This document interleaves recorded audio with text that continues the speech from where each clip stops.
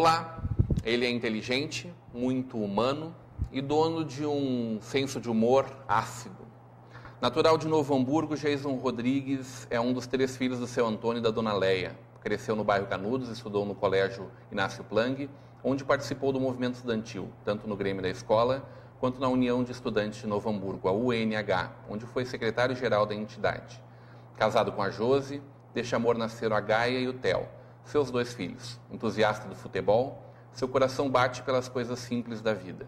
Apaixonado pelo que faz, planeja continuar jornalismo, onde hoje editor-chefe do jornal NH e do ABC Domingo, acompanhou fatos importantes do nosso país, participando de grandes momentos como a primeira posse do Lula e o título nacional do Frango Sul. Há 21 anos no Grupo Sinos, vivencia nossa realidade de perto e, como bom jornalista, para ele o café é essencial. Hoje teremos uma conversa de peso com Jason Rodrigues. Olá, Jason, tudo bom? Oi, Rodrigo, tudo bem. O jornalismo ficou pior sem uísque e cigarros? Sobre o uísque, Rodrigo, eu não posso opinar se ficou pior ou melhor, porque é um tipo de bebida que eu não aprecio. Em relação ao cigarro, eu acho que ficou melhor, pelo menos no meu caso. Eu era fumante, parei de fumar há quase 10 anos e me sinto bem melhor em relação a isso. Já o jornalismo, de uma maneira geral, acho complicado a gente ficar dizendo que ele é melhor ou pior do que em tempos passados. Cada momento do jornalismo, né, ele está relacionado com a realidade daquele período em que ele está sendo praticado. Ele não parece menos romântico?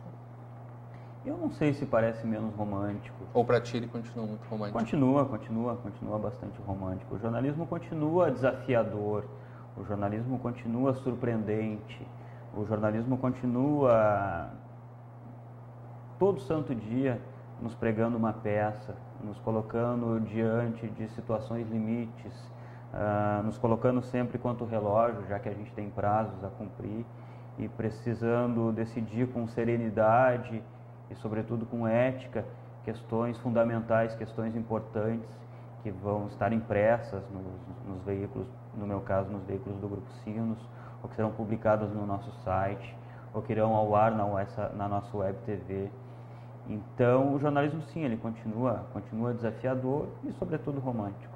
E hoje ele se faz sem tanto jornal, sem tanto papel, jornal e tinta? Ele continua se fazendo com bastante tinta, com bastante papel. No caso do NH, por exemplo, a tiragem do NH é uma tiragem muito expressiva. Nós temos em torno de 40 mil assinantes. Isso é, de fato, um número muito expressivo. Coloca o NH entre os 10 maiores jornais do Brasil em número de assinantes. Essa é uma posição consolidada há muito tempo. Mas, claro, hoje o jornalismo se volta muito para a internet e o Grupo Sinos tem pensado muito nisso, tem atuado muito nisso. E de uns anos para cá, com a retomada, digamos assim, das nossas operações na internet, os resultados têm sido bem satisfatórios. Nosso site passou por reformulações importantes, hoje ele é bastante dinâmico, hoje ele tem um grande público, nossa interação através do Facebook tem sido fantástica, a gente está batendo na casa das 200 mil pessoas que nos acompanham pelo Facebook. E no meio de tudo isso, há menos de um ano, a gente colocou no ar nossa web TV, que é mais um desafio focado no futuro do jornalismo. Como é que fica essa construção da matéria no modelo que você desenvolve, que é preparar um jornal, né, a partir dessa quebra de modelos que é a internet? É que o jornalismo, cada vez mais, ele é multimídia. E os profissionais de comunicação precisam se inserir nesse novo contexto. Todo jornalista precisa ser multimídia. Todo jornalista precisa escrever, precisa fotografar, precisa saber utilizar a internet e precisa, no nosso caso, produzir vídeos que são aproveitados nos nossos sites. Esse conceito ele está tomando conta do jornalismo, por assim dizer. Se tu for observar os veículos de comunicação, eles estão se voltando para isso, porque isso faz parte, isso é inevitável, isso está relacionado com o futuro, inclusive, das empresas de comunicação. Eu fico muito feliz de trabalhar numa empresa onde há muito tempo se percebeu a importância disso e onde isso é levado muito a sério. Você trabalha há 21 anos lá. 21 anos. Começaste como um boy interno, boy interno. Entrei no jornal em 1993 como office boy interno. Fui pedir emprego no Grupo Sinos, porque eu queria ser jornalista. Quem me contratou foi o Ismael Hermes, na época ele era gerente administrativo. Me chamou para uma entrevista, perguntou por que eu estava lá. Eu disse, olha, estou com 16 anos, está na hora de começar a trabalhar, preciso trabalhar e tem um motivo a mais. Eu sei que tu está me chamando para ser office boy interno, não tem nada a ver com a redação, mas no futuro eu quero trabalhar lá.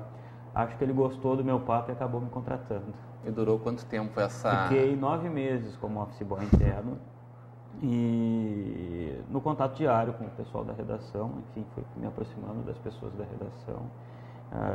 Logo os repórteres, os editores, a Kátia, que era a editora-chefe na época, o Luiz Afonso Franz, que era o gerente de redação da época, ficaram sabendo que o boy interno queria ser jornalista e, enfim, 9 meses depois, em maio de 94, para ser mais exato, no dia 2 de maio de 94, um dia depois da morte do Ayrton Senna, eu comecei a trabalhar na redação do NH no setor de fotos. Eu arquivava fotos e comprava fotos de agência. Mais pertinho ali naquele momento do jornalismo propriamente dito.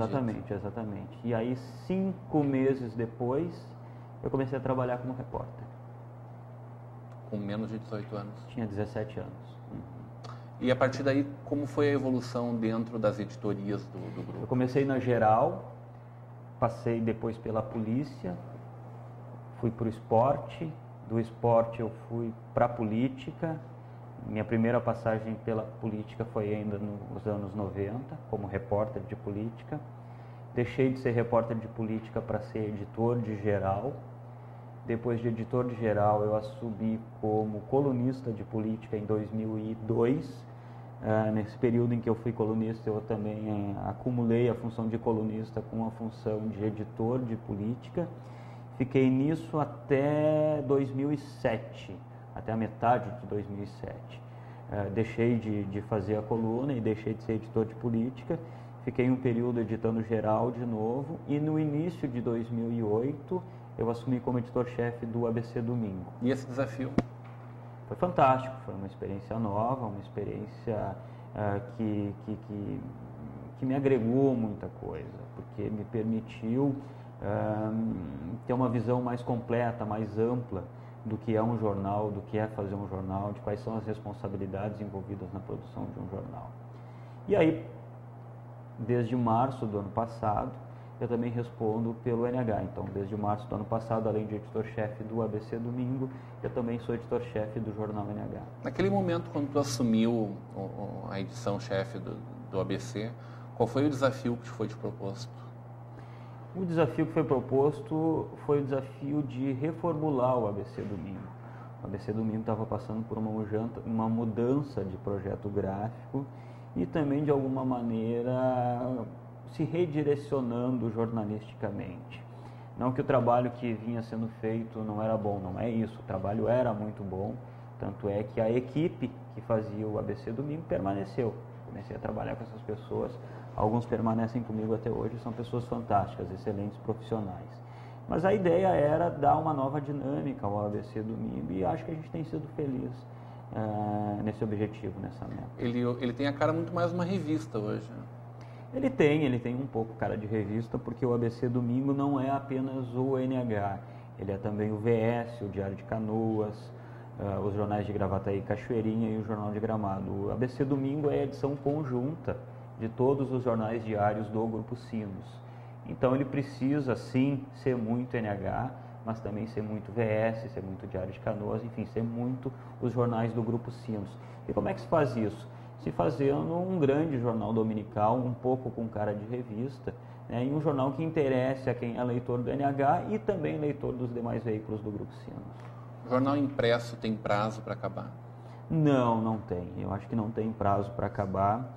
A gente conversa muito a respeito disso, discute muito o prazo de validade do veículo impresso e ninguém, na realidade, sabe o que vai acontecer.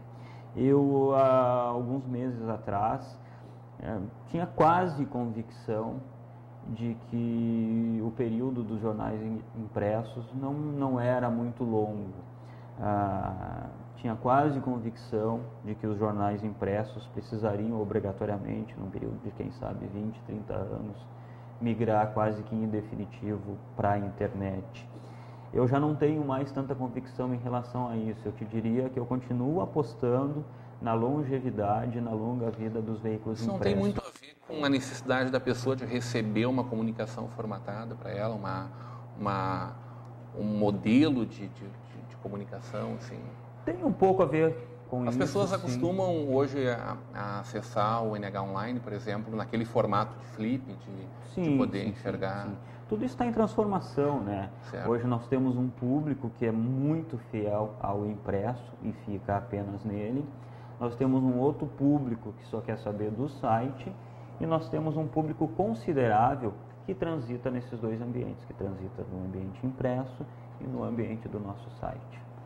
Vamos falar um pouquinho de uma das pessoas... Só para concluir, se tu me permite, em relação a isso, por que eu tenho assim, a impressão ou a convicção de que o jornalismo impresso ainda tem longa vida? Porque eu acho ele, e acho que as pessoas têm percebido isso, fundamental para o bem da informação. Ele ainda carrega nas suas tintas e nas suas páginas uma credibilidade em um formato que talvez a internet, por tudo que ela agrega de ruim, vamos definir assim, não tem ainda a capacidade de separar, né? Então o veículo impresso tem essa característica e acho que isso faz com que o veículo impresso tenha ainda uma longa vida.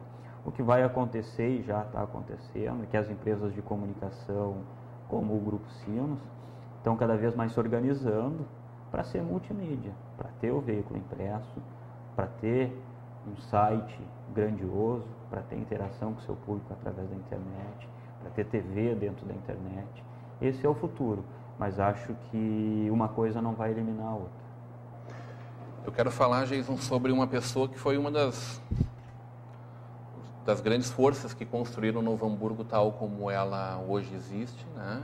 Tal como ela já foi mais pujante também, e com quem tu trabalhas diretamente, que é o seu Mário Guzmão.